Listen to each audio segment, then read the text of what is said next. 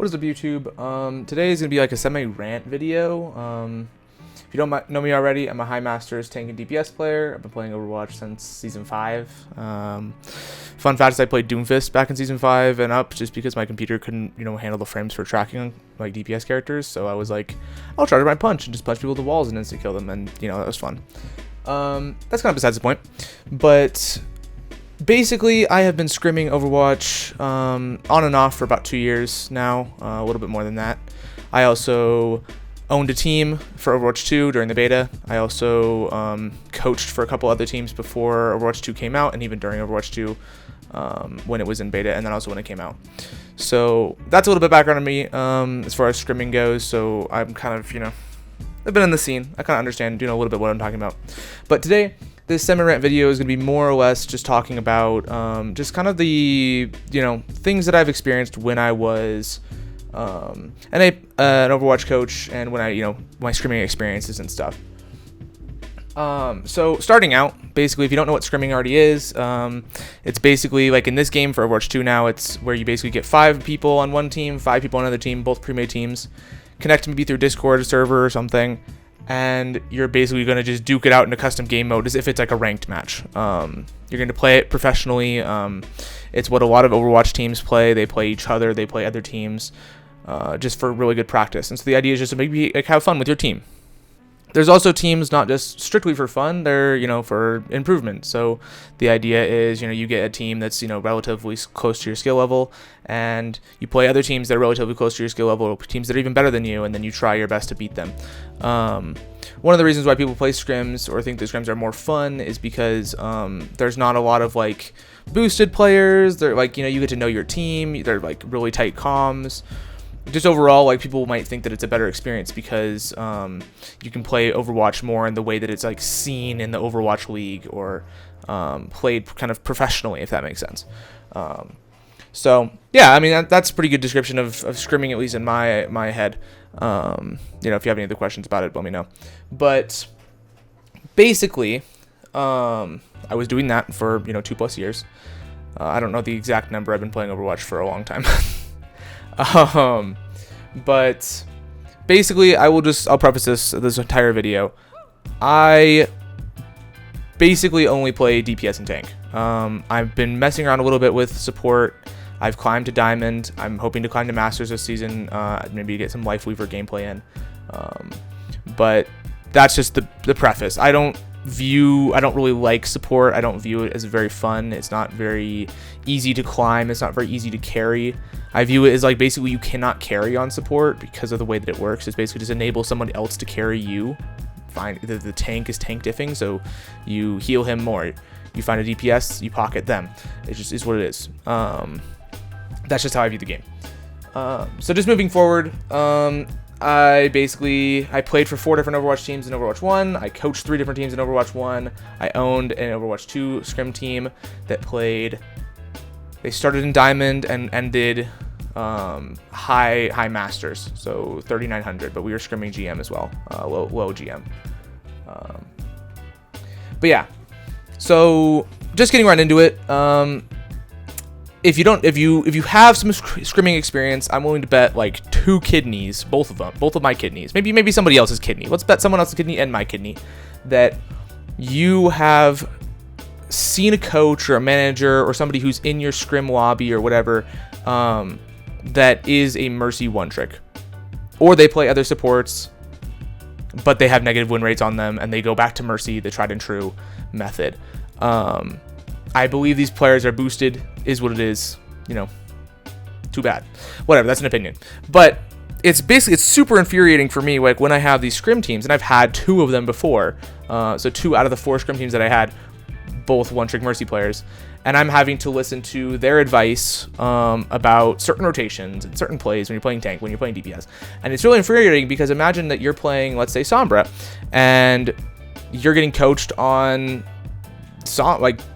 a play for Sombra or a dive or something by a Mercy player who has 15 minutes like entire profile on Mercy or on Sombra. So it's kind of hard to take that advice if you're like, I don't think that's the right thing. I don't think that's true. But yeah, personally, I think that they don't help with scrimming. I think a lot of people like don't like playing with them. So preferably, and I've seen this happen before, and I've done this before as a coach because I coached a team that had a Mercy one-trick player as a coach. Get a second coach. It's not that hard. Mercy players, they're actually pretty decent at coaching other supports. Not all of them, but they're decent. So I would say get another coach. And if you're a player, right? Let's say you're watching this video, you're a player, you're wanting to sign up for scrims. You're like, what is this? I want to hear about this. And you're signing up for scrims. I would strongly suggest, if a team has only the one coach and it's only the Mercy player, don't join that team. That's what I'll say. Just because that's, you know, my own opinion. You're just not gonna have a fun time if you're in it to actually grind. If you're in it there, be like, hey, I am a Hardstuck Reinhardt player, I really want to get better at the game, or I'm a Hardstuck Genji player, I really want to get better at the game. That Mercy player is not gonna be able to help you. That is what it is. She just knows how to hold 2 buttons on her mouse. That's it. So that's just my personal opinion on that. But yeah, that's my experience. I've had a lot of them. I've had 3. I played for 2 and I coached for 1. So I coached and they were the other coach. They brought me on to help out with it, and it was good because they brought me on and I actually coached the other 2 roles in the game. So yeah.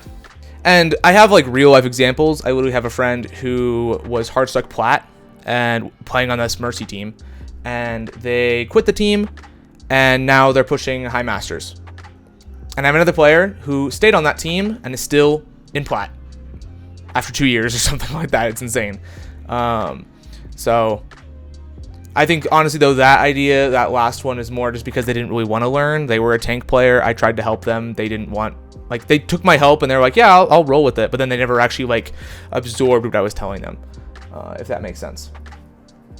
But yeah, moving on to, you know, the next point, I would guess, in my script. And I have a script, but I'm not really going with it because it sounds kind of like presentation-y. But I've had a lot of bad experiences with VOD reviewers when I was playing on teams. And if you don't know what a VOD review is, it's basically where your team comes together, you watch old scrim games, like the matches that you played against random people, like the pre-made teams, and you watch them with your team, and then you go over good things, bad things, you know, the in-between, anything, right? Maybe you ask questions about team comps, maybe you lost a match, so you ask your coach, hey, what could we have done better? What could I have done better, right? It's normally more or less team play and comm oriented, like communications with your team. Way less like, hey Genji, you missed this kill on your Dragon Blade, or hey Ana, you missed this sleep here. It's less like one-on-one. You save the one-on-ones for when you ask your coach and you be like, hey coach, I want help with my DPS. I want help with this. And then, you know, maybe your coach goes over, hey, you were Reaper and you phased too early, or hey, you were Reaper and you phased into a team and made your ult look really obvious, or hey, you were an Ana and, you know, even in Overwatch 2 now, there's, you know, self-healing for all supports, so you don't actually need to use your nade on yourself when you have, you know, 50 HP you want to heal, right? Something like that, which actually there's a lot of those common mistakes that I've seen players do. So those are kind of questions you ask later. You can ask them during VOD review, that's fine. But normally you don't get drilled into one-on-one. You don't be like, hey, well, you guys would have won if this person didn't suck. Because that's, you know, not constructive. That's not helpful. It just makes you feel awkward, makes you feel bad, makes your entire team like, crap, we could have won had we not had this player on our team. How we'd have someone better. Not helpful. So my main idea, or my main point, is that I've had these VOD reviewers where they will ask the dumbest questions that I've ever heard. They will be, let's say they're a Masters player, right? And they're the coach for a Platinum team. They will ask the Plat players, they will ask the Gold players, what does Lucio do in a dive comp? Or what does Reaper do in this? Or what, like asking questions just for no reason. Like, the thing is, if the coach says that Lucio's good and you're in Gold or Platinum, Lucio's good, right? If you want to know like more like why Lucio is good, ask that later. But that's not for the coach to ask the players, because I don't expect any player that's in Gold or Platinum to know why Lucio is good on a dive comp, because to be completely honest, he's not the best. That's it. Like, so especially like I've seen coaches, it's insane. I've seen coaches that literally ask trick questions during VOD review, and it makes me so mad because it makes no sense. It's like, what are you trying to do? Are you trying to trick your team? Like, are you trying to like be all high and mighty? Like, look at me, I'm masters. I can send trick questions to gold and plat players and mess them up. Not helpful.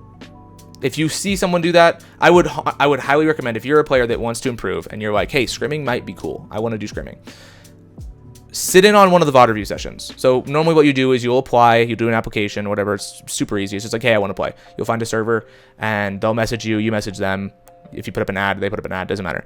Then you have probably tryouts. You probably play a couple of games. You sit in at least like 2 scrims, right? Maybe one Saturday, one Monday. Doesn't, whatever they schedule. And after you played those games, then they'll send you a whatever. They'll probably cycle people in and out so you can see like how you play other comps and whatnot. Try to get some good maps in. But you're playing a professional scrim, or whatever rank you are, with random players you never played with, but those will be your team. So if you meld well with them, you like their comp structure, then that's all good. But I would highly recommend sitting in on one of the scrim VOD review sessions if you are allowed. Like, I would highly recommend asking them, if you want to improve, say, and you're like, this team might be the one for me, be like, hey, can I sit in on a VOD review session of the scrim that I played, so I can, get my own idea of what the VOD reviews might look like for this foreseeable future. Because too many times have I like almost jumped the gun and joined a team, or joined a team, saw that like played on Saturday, VOD reviewed on Sunday, and was like, I'm out.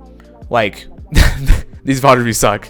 Because VOD review is honestly more important for your own learning experience and applicable to ranked than playing with a 6 stack or playing with a 5 stack. Like, you're trying to understand what you can do to your team to help them be better, and VOD review is definitely going to help you with that, like with understanding dive comps, understanding comps, timings, ebb and flow, all that good stuff.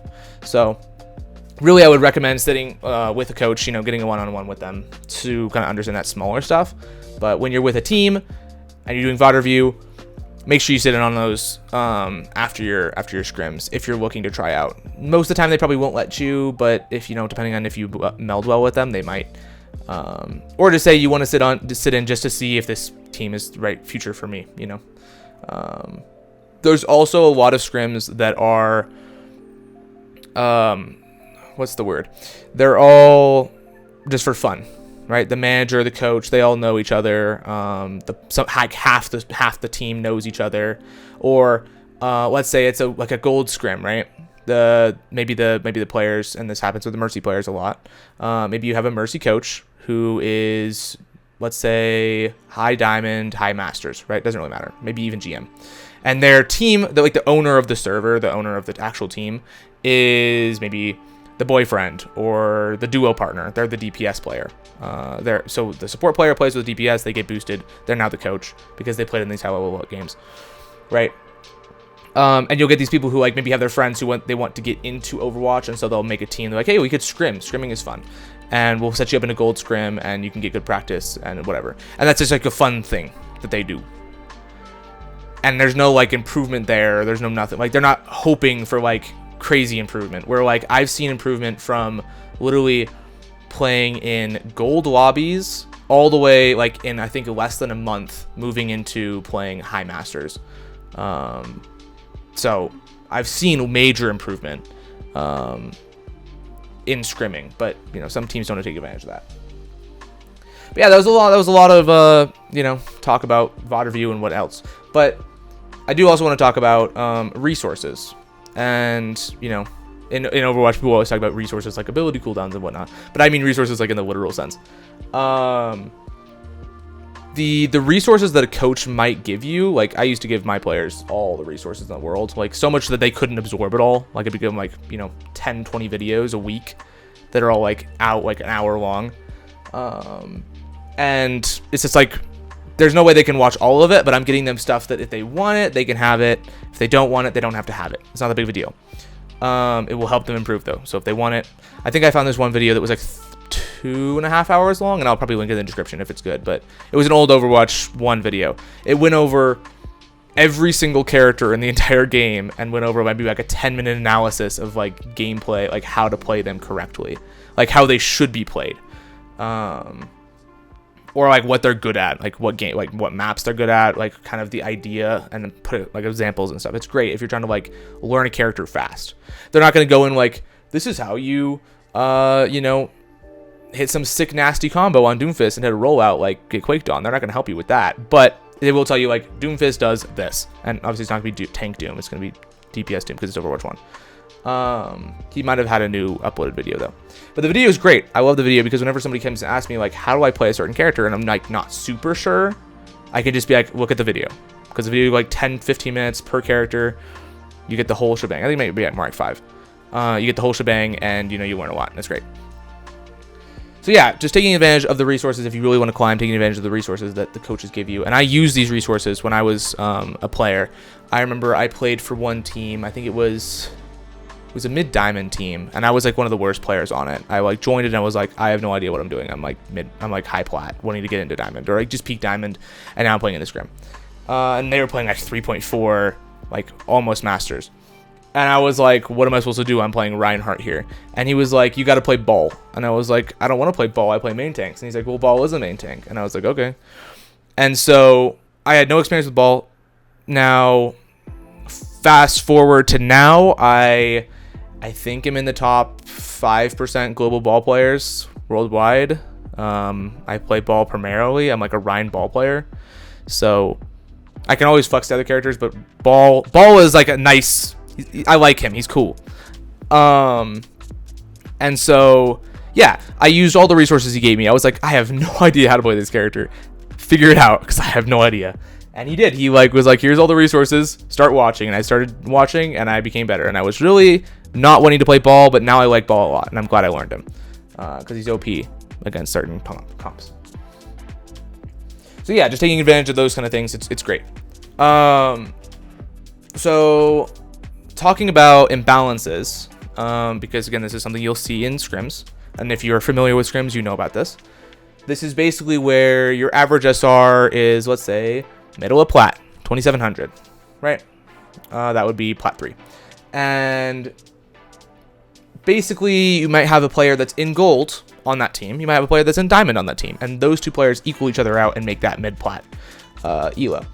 So if you're scrimming other plat players who are also 2700 or whatever, and let's say the tank is diamond and you have a support that's gold, that tank is just going to walk on the enemy tank because the enemy tank is trash and he's plat, right? He's just worse. And so you're going to just get a Rhine diff or a tank diff, and then it's not going to be as fun for everyone. They may be able to carry, like the rest of the team may be able to carry out the scrim, but the Rhine player isn't going to learn anything. The diamond player, the diamond tank player is going to learn nothing because he's just going to walk on them. And I have the experience with this. I was borderline diamond. I peaked diamond and then fell back out. And I joined a team, and I was hoping to join the varsity team, which was low masters at the time. And I was like really wanting to get into that team, so I applied, and they were like, "Hey, we gave you team captain of the smaller team / coach / whatever." And this was like one of my first experiences coaching. They gave me that, and I was like, "Sure, that might be kind of cool. I guess I can coach my team. We can play whatever comps I want." I really wanted to play Hackfist at the time. That was right when they introduced roll lock into the game, and I was like, "Hackfist, OP still." And I love Doomfist. I played Sombra. But I was the tank player for the team, and I'm like, I would love playing, you know, Reinhardt Brawl with Hackfist and having like crack comms. It'd be so much fun. Team didn't really like that, to be honest. I don't know why. I don't know why teams hate Hackfist. Hackfist is fun. They're just kind of cringe. Because, you know, I play all the characters in the comp, so I understand. And so I thought I was the coach for that team. Didn't end up being the coach for that team, but I was also the best player on that team because that team was low. It was like mid-gold team. No one had even touched plat. So they were all just Hardstuck, and I peaked diamond. I was like, I'm diamond player. I'm not gonna play in gold scrims. And so when I played in gold scrims, I was playing gold scrims with them, and I was literally hitting 6-man shatters like back to back. I was hitting flank shatters. I was hitting everything. And when we did VOD review, there was nothing to talk about. And I was like, we're just winning every game. Like, unless you put me in diamond games, I'm not going to have a problem here. And I really wanted to improve. I really wanted to get better. So I just dropped out of it. I was like, I can't play. And we were going to play collegiate too. And I was like, it's too easy for me. I'm not going to play in a gold collegiate tournament. That's garbage. and you guys aren't going to survive in a diamond collegiate, and I didn't want to wait for them. So that's kind of the imbalance that I had, at least in my experience. So sometimes it's really hard. You either have to be, if you get an imbalance on your team, you either have to be the best player and wait for your team to keep like catch up to you, or risk being the worst player and being the reason why your team always loses. And I think the latter is a better situation to be in. I know it sucks because it's like, crap, I'm just going to lose every game, and every scrim that we lose is just going to be on my fault. It's because I didn't heal enough. We're going to look at the stats. We're going to look at the VOD review, and it's going to be like, hey, this person went out of position. You die every fight, is what it is. You'll improve, though. You'll make massive improvements because you're just playing with better players. If you're an Ana player and you're playing a Zen, let's say you're a Zen player and you're playing out of position, they're going to play ball comp and they're going to walk on you. They're going to play Doom, they're going to walk on you. They're going to play anything and they're going to walk on you because, you're just out of position, you're Zen, you have no movement. Or let's say you're playing Ana, you're playing out of position, you have to keep using your sleep and your nade to keep yourself alive. Enemy teams are going to pick up on that instantly depending on when the elo you're in, and they're going to body you. And that's like, if you fix that in a scrim, you're not going to do that in ranked. And if you don't do that in ranked, you're going to climb. And there's instant improvement right there. So that's how scrims are going to help you. So I think that being the worst player on your scrim team is the best. But that's also hard because you have to actually like pass the application. You have to be good enough, but be like the lowest of the bar. And I've had times where this happen where I'm like, I join a team, like I'm masters, but I'm actually like, high diamond DPS. And I join like what I want to be like a low masters team, so that I'm the worst player, so I'll improve. And I'll do the amount application. They'll be like, hey, you weren't good enough. We don't like you. And I'm like, it's what it is. I tried my best.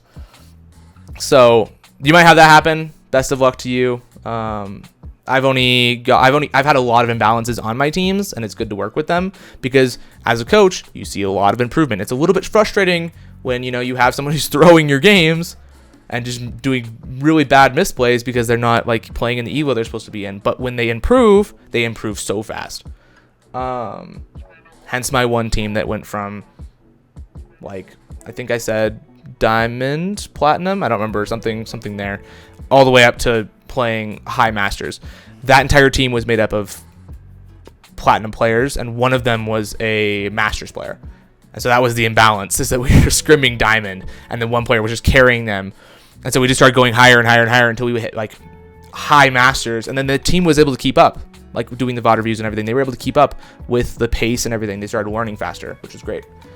So yeah, I guess that leads right into like where to start if you want to scrim. And this one I have to, emphasize a lot. And I know I had a friend tell me who's like, you got to emphasize like that this sucks. Don't say this is good. I'll say that scrimming is a great experience if you need to make like gaming friends, if you're looking to make find a duo partner. Like let's say you're a support and you're like wanting to find a DPS player to play with, or you're trying to, let's say you're a tank and you're trying to find a support player to play with, or whatever you want, double duo support, I don't care. It's a great experience for that because you'll find a player, you'll comm with them, depending on how many you scrim, you'll play with them all the time.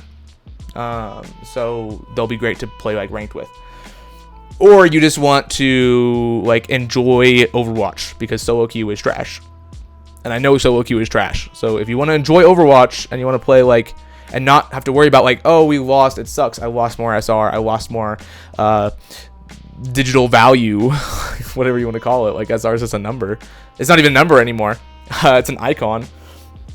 Then that's what I'll say. But it is a big time commitment. I've had to leave a lot of teams because of time. I had to disband my own team that I owned because of time. We started it during the school season. Summer rolled around and everyone's like, I'm out of here. And I was like, I'm out of here. Actually, no, I think it was the other way around. We were in the summer, started the team, and then school season ran around and they were like, I'm out of here now. That's what happened. Sorry about that. And so I'll leave 2 servers in the description. So if you want to check them out, if you're like, hey, I want to see you. And one of them is called Overwatch University. I really like the server. It's great. And then the other one's Evo Hell Esports. That's like one of the big ones for finding teams. But both of those are great, especially Overwatch University in the sense of the way that it works, because it's not just for scrims. It's not just for finding teams. It also, you can ask people. You'd be like, hey, I play Joker Queen, and I want to know why I'm losing games in gold or something like that. And you can maybe send your scrim code and someone might watch. You can send your like replay code and someone might watch it with you. And they'll just like help you out. That's great. So I'll say if you can make it past mercy coaches, terrible VOD sessions, coach that doesn't even do their job, that they don't send you resources, don't help you with one-on-ones, you know, being the worst player on your team and being the reason why you lose and all that stuff, then it's great, I think, personally. And if you can find the perfect team that's right for you, then I would recommend you do it. But otherwise, if you're just trying to like achieve a higher rank, just hire a professional, like, personal coach. Just be like I think even in the university server, you could probably say, hey, I'm looking for a coach for a month. Review maybe a couple games a week. And I'm sure you could probably pay someone to do it, or you could probably find someone to do it for free. Like, I know I put up ads all the time. I was like, hey, I'm bored. I want to coach. I want to coach players. I did that for a league as well. When I was picking up a league, I was like, hey, anybody that wants to coach me, I have like less than 100 hours in the league. I make like no bad habits because I don't know what habits are good or bad. So coach me. And I got someone to reach out, and then I kind of stopped playing league a little bit. So, but yeah, I mean, even me, myself, I think on this channel, the plan, I think, is to also do some like VOD review session stuff, some coaching things. If you guys want to be in the content, I'm down. And I can pretty much coach most characters. That's hence the reason why I'm learning support a lot more. But like, if you're lower than diamond, I can coach you. If you're diamond, I can probably still coach you. I just can't do like, hey, should I have TP'd here as Kiriko? You know, or should I have shot here instead of heal, or damage boost instead of whatever? Like, if it's easier questions to understand, like more like team-based rotations and kind of understanding like player analysis, I can do that. But I can't do like specific things like you know, understanding, you know, target priority during a nano blade or something, like if I don't have a lot of Genji experience, for example. But I can definitely cover ult usage and all that good stuff. So yeah, if that is something you're interested in, then let me know. There's also the Discord server that's, you know, for game development and also for coaching, and for some other content that we're making over here on the channel. So yeah, but I would just say if you're trying to achieve a higher rank and you're like, scrims might be my key, then you're gonna play a lot of games that aren't in ranked, and you may not like that. Like, one of my friends does not like that. They think that scrims are a waste of time. They're like, I'd rather just be playing ranked solo queue and winning 50-50 games, because it's still 50-50 games that I'm winning and losing. I'm still getting more practice than I would be getting in scrims. And my idea is more like, I'm gonna scrim and waste some time in scrims in exchange for learning, you know, better whatever, and maybe even wasting time in VOD review if you think that's a waste of time as well, which sometimes it does feel like that. But yeah, and then I had another friend who also would only play scrims because they thought the solo queue was cringe and disgusting, and so they would never play you know, solo queue. They didn't play any ranked. We got them peaked diamond, and then they're like, no more, and they stopped playing. Or we got them, no, we did get them diamond. I think we got them super close to diamond, one or the other. But yeah, that's kind of my experience with that, if that makes sense. So if you know, you start scrimming or something and you're like, I don't really like this, then there's no harm, no foul in saying it's okay to like not like that. Some people like scrims, some people don't like scrims, and some people maybe just have bad experience with those scrims. So I will touch on a really fast topic, and I don't want to go, you know, too sidetracked because I always do. But there is a thing called ringing. And ringing is basically where you just like say that you're available for a night, and you know, maybe one player's support is missing, and they're like, hey, our support can't play the scrim, but we will still want to play the scrim, but he's not here. And you're like, I can ring for support for your scrim, and you just kind of say what roles you can play and whatnot, and then, you know, they'll invite you to the server, and you'll play like the 1-2 hour scrim with them. So you can see if you like scrimming before actually like committing to joining a team or even applications or anything. You'll just kind of jump in and be like, okay, we're cool. But yeah, if you're new to scrimming, just ask a lot of questions. That's like super important. I remember when when I first joined a scrim team, the coach was like, play 6-man, and we were all in Lijiang Tower, and I was like, what is 6-man? I was like, we are a team of 6 players. Like, what is that, a comp? Like, what are you talking about? And he didn't explain it to me because I didn't really ask, like, well. I was just like, do you guys want Ryan? Do you want Monkey? And they're like, Monkey. And I was like, okay. And I didn't realize till later that 6-man is like, you know, a Monkey comp with Sombra and Reaper and Lucio and Moira. Didn't really learn that until I kind of finally asked questions and looked it up myself and was like, what is 6-man?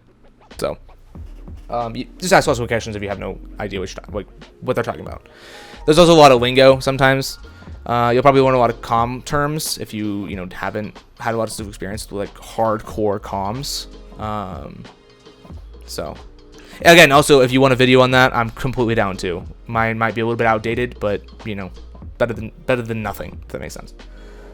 But yeah, if you already have if you have crazy scrim experiences, let me know. Or if I have anything I missed, this video could have been way longer. This is already way longer than I thought it was going to be. I had a 10-minute script and I made it 30 minutes, which is crazy. But let me know if you guys want another video, because I've got on this ton of topic, because I've got more experiences with scrims. I will leave my entire script in the description of the YouTube video so you can read it, because maybe you want to read instead of watch, which is also fine. So let me know if I missed anything. Let me know if you want to know anything about scrimming that I didn't cover. And if you guys like this kind of more unscripted style of videos, let me know. I know I did this for lots of the VOD reviews, but I have a full script. When I read it out, it just didn't sound right at all. It just sounded like a presentation. It didn't sound real. Especially if it's a storytime animator kind of video where I'm talking about my experiences and a little rant. I typed out the entire rant and then was if I read this out, it would sound like a PowerPoint presentation, and it did, which was not the best. So if you're inspired to start scrimming for the first time, start scrimming. Let me know if this video kind of helped you out. But otherwise, scrimming's good for certain things and bad for other things, and you kind of have to have the stars align for it to actually be valuable. If you're trying to get for what you're trying to get out of it, just remember what you want out of the scrim before fully being yeah, I'm joining this team, because sometimes you'll have bad experience, then you have to leave your team, or you'll feel I'm not getting anywhere with this team and I want to leave, but they're cool people and I don't want to screw them over. Sometimes you got to make those harsh decisions, is what it is. But yeah, hopefully you guys like this. I know it was super long. I'm probably not going to edit it too much. I'm probably just going to add background music and some gameplay, and then it'll be cool, and then, it's all fine and we're chilling. So, yeah. Thanks for watching, and I will see you guys in the next video. Peace.